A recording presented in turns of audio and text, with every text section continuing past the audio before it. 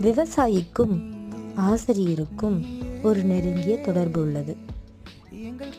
விவசாயி தன் உழைப்பால் தன் நிலத்தில் நெல்மணிகளை விளைவித்து உலக மக்களின் பசியின்மையை போக்குகின்றனர். அதேபோல் ஆசிரியர் தன்னலமற்ற தன் அறிவை கொண்டு மாணவர்களை நாளைய அறிஞர்களாகவும் தலைவர்களாகவும் உருவாக்குகின்றனர். இப்படிப்பட்ட என் தன்னலமற்ற ஆசிரியர் பெருந்தகைக்கு என் நன்றியை தெரிவித்துக் கொள்கிறேன்.